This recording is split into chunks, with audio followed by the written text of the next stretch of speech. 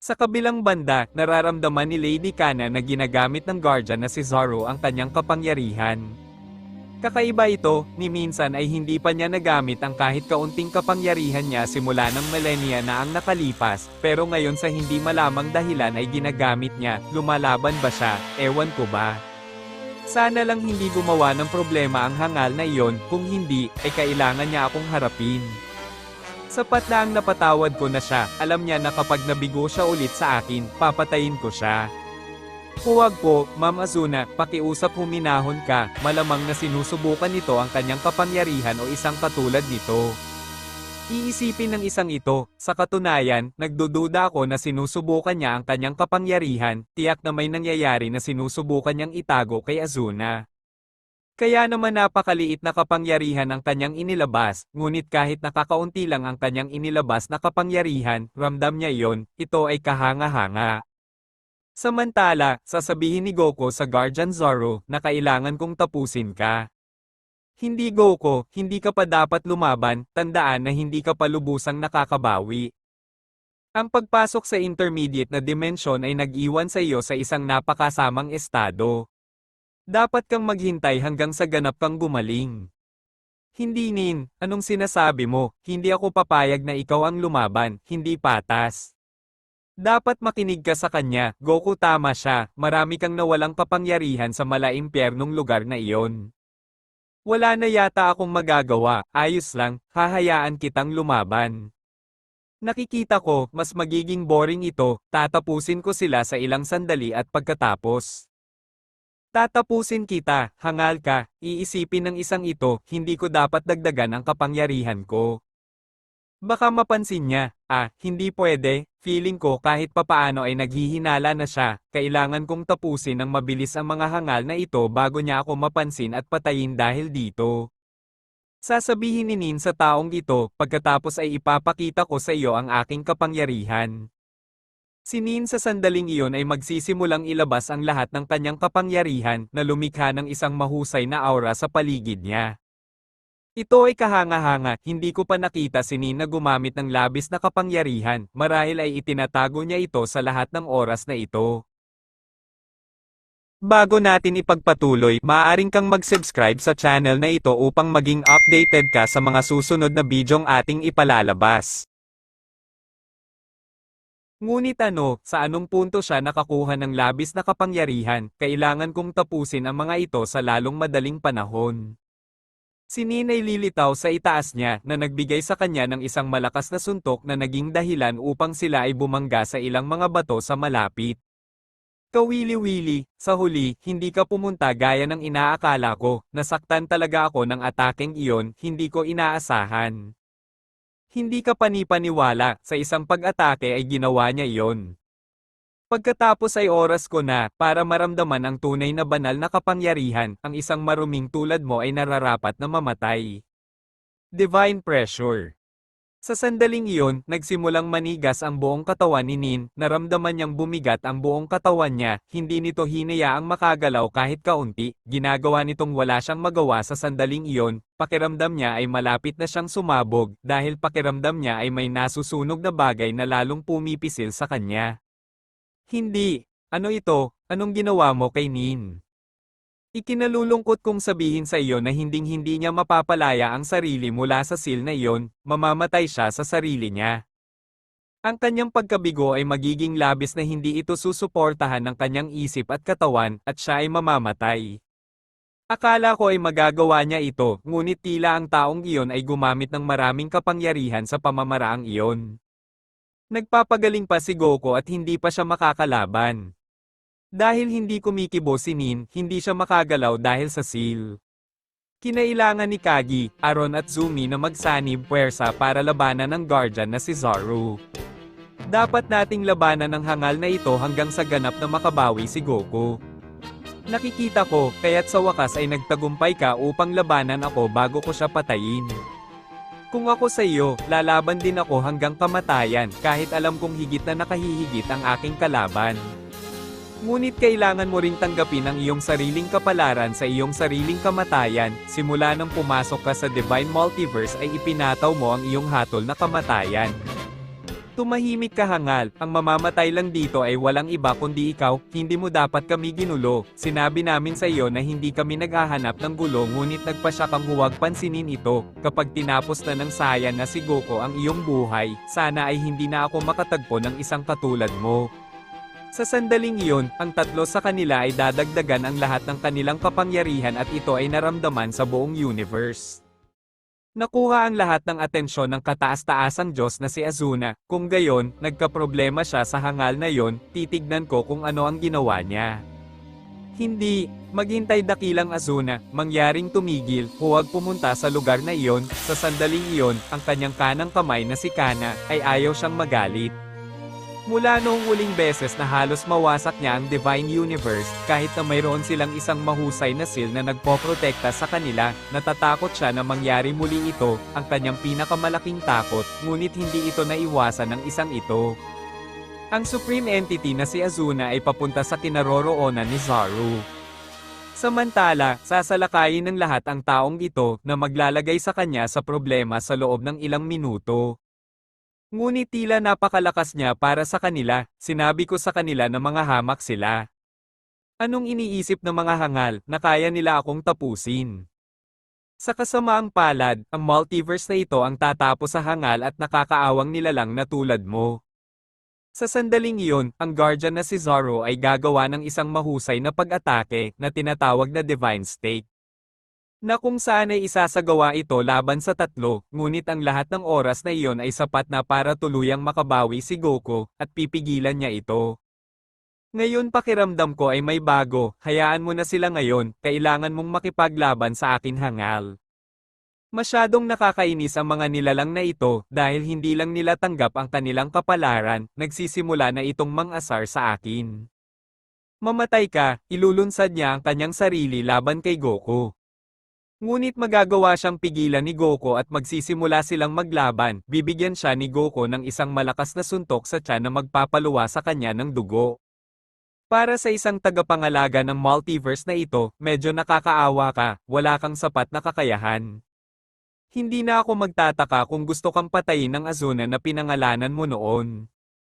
Ito ay magtataas ng kanyang kapangyarihan upang tapusin ang laban nila ni Goku, ngunit hindi ito magiging sapat. Bibigyan siya ni Goku ng isa pang suntok na magpapabagsak sa kanya sa lupa.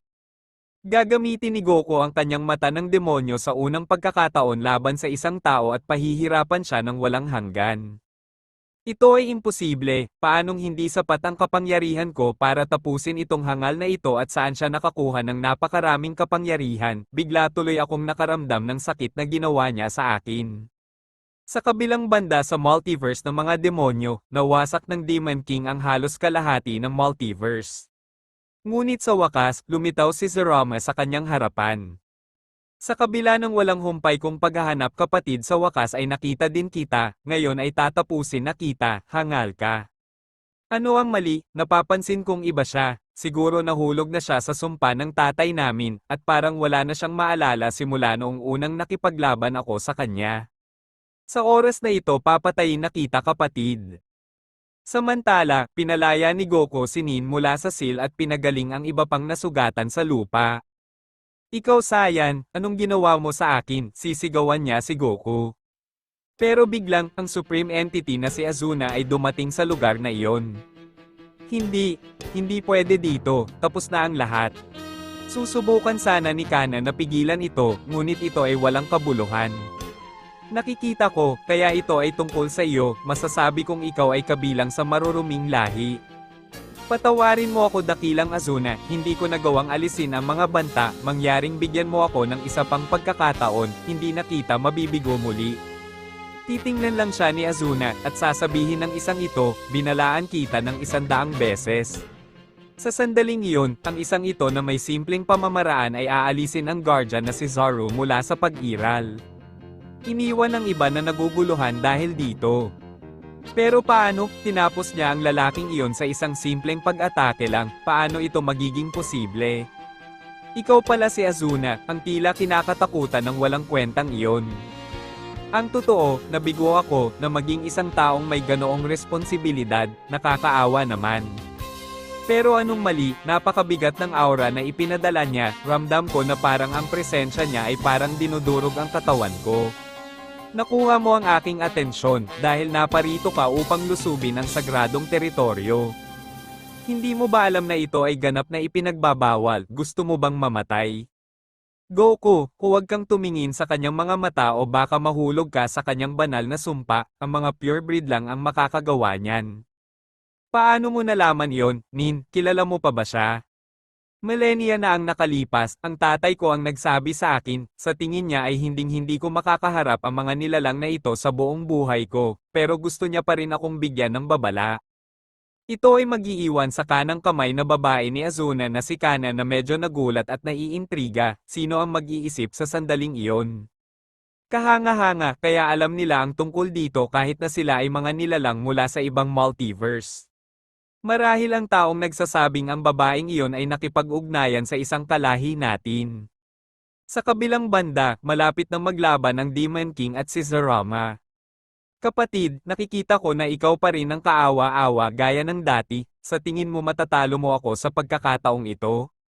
Pakiusap huwag mo akong patawanin, noong nakaraan na nabigo mo ako at hinayaan kitang mabuhay dahil naawa ako sa iyo.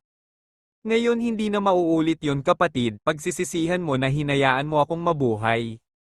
Ngayon ay ginising ko na ang lahat ng aking kapangyarihan at dudurugin kita na parang insekto. Sa sandaling iyon ay mag-iisip si Zerama, kaya sa ginawa niya, siya ay lumabag sa kanyang mga limitasyon at ang sumpa ng aking ama ay nakaapekto sa kanya. Sa ngayon, parang iba siya sa kung paano ko siya huling naalala, ibig sabihin, ganising niya ang abysmal power na nasa loob niya. Ito ay magiging kawili-wili, ngunit sa wakas ay maaari na akong makipaglaban sa kanya, pero duda akong matatalo niya ako, siya pa rin ang hangal gaya ng dati. Ano ba yung pinagdududahan mo kapatid, atakihin mo ako hangal? Nanatili lamang si Zerama, naghihintay sa paglapit ng kanyang kapatid, nais niyang subukan ang kanyang bilis upang matukoy kung ano ang kanyang mga galaw at kontrahin ang mga ito. Parang wala kang balak umatake, ang duwag mo, kung gayon ako ang aatake. Sa sandaling iyon, ilulunsad ng Demon King ang kanyang sarili laban kay Zerama at aatake sa kanya ng napakabilis. Na si Zerama mismo ay hindi man lang napansin. Ang Demon King ay magbibigay sa kanya ng isang malakas na suntok na naging dahilan upang siya ay tumalsik ng libu-libong kilometro ang layo, lumilikha ng napakalaking impact nang magkabanggaan sila na halos nawasak ang buong lugar kung nasaan sila. Hindi pwede, ni hindi ko mabasa ang mga galaw niya, hindi pwede. Masyado siyang mabilis at kailangan kong lumaban. Sa sandaling iyon, gagamitin ni Zerama ang lahat ng kanyang kapangyarihan at pareho silang nagkaroon ng matinding labanan, na naging dahilan upang maramdaman ito ng lahat ng nabubuhay. Ang bawat suntok na ginawa nila ay nagdulot ng matinding pagkawasak, na nagdulot ng malubhang problema sa balanse ng mga universe. At sa sandaling iyon, naramdaman ni Goku at ng iba pa ang lahat ng ito. Ano ito, saan nanggagaling ang lahat ng kapangyarihang ito, napakamapangwasak? Hindi ito papansinin ng kataas-taasang Diyos na si Azuna at sasabihin sa kanila. Sinabi nito sa kanila na sabihin sa kanya kung bakit sila napunta sa kanyang multiverse o papatayin niya sila. Sinubukan kong sabihin sa kanya, ngunit hindi niya ako pinahintulutang gawin yon, sinubukan kong ipaliwanag ito sa hangal na Zoro na iyon, ngunit ayaw niya akong pakinggan. Ang nangyayari ay nasa multiverse na ito ay mayroong isang taong maaaring wakasan ang sumpa ng isang taong kilala namin. At sino itong sinasabi mo? Anong nilalang ang tinutukoy mo? Ano ang pangalan niya? Ito ay ang Demon King, nahulog siya sa ilalim ng sumpa ng kanyang ama na ginawa nitong makalimutan ang lahat ng kanyang mga alaala. Ngunit may isang taong naging mahal niya sa buhay, ngunit kailangan nilang paghiwalayin ang kanilang pag-iibigan. Dahil nagkaroon ng isang malaking problema at iyon ay, sila ay isang magkasalungat na lahi. Teka, hindi pwede, yung lalaking yon, hindi pwedeng siya yon, akala ko na ayos na ang lahat ng ito pagkatapos ko siyang talunin. Nakikita ko, kung ganon alam niya kung sino ito, pagkatapos ay maaari niyang sabihin sa amin kung nasaan siya. Manahimik kayong mga hangal, hindi ako papayag na ibalik ninyo siya sa maruming multiverse na iyon. Puno ng mga basura, ito ay ganap na hindi katanggap-tanggap. Tapos hindi mo siya ibibigay sa amin pagkatapos ng lahat ng ginawa namin para makarating dito, kung gayon, tapos, tatapusin na kita, kailangan makabalik ng tatay ko sa dati. Nin, wag naman sana, wala kang laban sa kanya, wag mo nang isipin. Ikinalulungkot ko Goku, ngunit hindi ko maaaring hayaan ang lahat ng ating mga pagsisikap na maging walang kabuluhan. Sa sandaling iyon, sasalakayin ni Nin ang kataas-taasang Diyos na si Azuna. Ngunit hindi sinasadyang makita ni Azuna ang kanyang mga mata at ito ay magiging bato. Hindi pwede, anong ginawa mo para isumpa si Nin, siya na mismo ang nag-warning sa atin, bakit hindi siya nag-iingat? Ang sobrang galit niya ang naging dahilan upang hindi siya maging handa. Ang hangal na babae, ngayon, walang makakapagpawalang bisa nito maliban na lang kung gusto ko. Natatakot ako na baka mapahamak siya ng walang hanggan, hindi ko gusto iyon sa sinuman. Kagi, pakiusap sabihin mo sa akin dapat may ibang paraan para maibalik siya sa normal, hindi ko hahayaang manatili siyang ganito para sa natitirang buhay. Sayan, tama ang babaeng iyon, walang sino man maliban sa kanya ang makakapagpawalang bisa nito, maliban kung si Nin ay nagtataglay ng kaunting kadalisayan, ngunit imposible iyon sa isang lahi ng mga demonyong katulad natin. Pasensya na Goku, ngunit alam niya ang kahihinatnan ng kanyang ginawa, desisyon niya iyon, wala tayong magagawa, hindi man ngayon, hangal na Diyosa, ibigay mo man lang sa amin ang babaeng iyon, isaalang-alang mo ito bilang isang sakripisyo para sa iyo. Huwag maging walang muwang, akala mo talaga tatanggapin ko para lang dyan, dapat maintindihan mo na magiging imposible ito. Magkapareho kayo ng kapalaran ng babaeng iyon, mawawala na lang kayo sa pag-iral. Sa sandaling iyon, sasabihin ng Arkanghel na si Kana, pasensya na Azuna, hindi ko na ito maitatago sa kanila. Huwag Kana, anong ginagawa mo, hindi nila dapat malaman. Gusto kong sumama sa inyo sa kinaroroonan ng Demon King. At sino ka dahil sa sinabi mo? Sinasabi ko ito dahil ako ang mahal ng lalaking iyon, alam ko na balang araw mangyayari iyon, na makikilala ko siya muli, ang pag-ibig ng aking buhay. Kaya ito ay tungkol sa iyo, ngayon naiintindihan ko na ang lahat. Pero ano bang pinagsasabi mo Kana, alam mo na nilagyan kita ng seal, upang hindi mo iwanan ang banal na multiverse na ito. Alam ko ito, dakilang Azuna, ngunit alam ko kung paano ito ipawalang bisa, gayon pa man upang sumunod sa iyo, hindi ako umalis. Walang aalis sa lugar na ito. Dito sila mamamatay.